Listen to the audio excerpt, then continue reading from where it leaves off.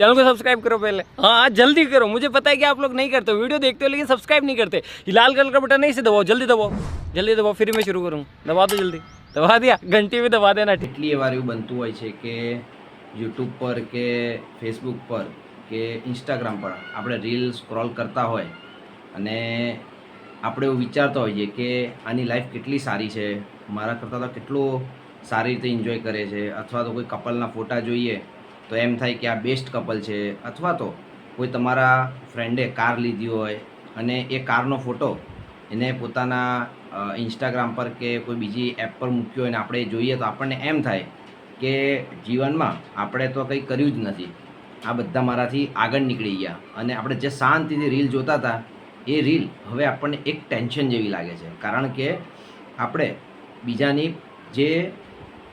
જે આનંદ છે એ આપણે આપણા દુઃખ માટે લઈ લીધો છે. પરંતુ ફ્રેન્ડ્સ, એ એક માત્ર રીલ છે, એને પોતાની લાઈફનો એક નાનો અમથો પાર્ટ એ તમારી સાથે એને શેર કર્યો છે, જેણે આપણે ટ્રેલર કહી શકીએ.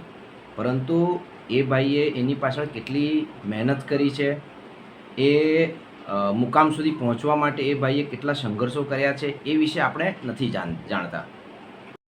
કારણ કે દરેક રીલમાં પોતાની લાઈફનો એક નાનો અમથો પાર્ટ અથવા તો પોતાની ખુશી એને શેર કરેલી હોય છે. તો એનો મતલબ એવો નથી કે એ એની લાઈફમાં ખુશ જ હશે અથવા તો એ એની લાઈફથી સેટિસ્ફાઈડ હશે. એવું પણ બની શકે કે એ સામેવાળી જે વ્યક્તિ છે એ વ્યક્તિએ પણ બીજાની રીલ જોઈને એને પણ એવું દુઃખ થયું હશે અથવા તો એને પણ પોતાના ઉપર એવું થયું હશે કે મેં કશું જ નથી કર્યું. તો મિત્રો, આવી એક 30 સેકન્ડની અથવા તો 1 મિનિટની રીલ એ તમારો એક સંતોષ અથવા તો તમારું સુકૂન તમારું ખેંચી લે છે. તો આવી રીલ્સ જોવા કરતાં આપણે કોઈ મોટિવેશન વિડીયો જોઈએ અથવા તો આપણે રીલ્સ જોવી જ છે તો રીલ્સ ખાલી જોવા ખાતર જોઈએ અને બાકીના જે પણ રીલ્સમાં જે પણ કેરેક્ટર આવે છે કે જે પણ વિડીયોના જે પણ વિઝ્યુઅલ આવે છે એ વિડીયોને આપણે ખાલી ત્યાં સુધી જ મર્યાદિત રાખીએ તો એ આપણી લાઈફને નહીં ઇફેક્ટ કરે, નહીં તમારા નેચરને ઇફેક્ટ કરે કે નહીં તમારા ટેન્શનને ટ્રિગર કરે. કારણ કે વ્યક્તિ માઇન્ડને થોડુંક રિલેક્સ કરવા માટે જ રીલ જોતો હોય છે.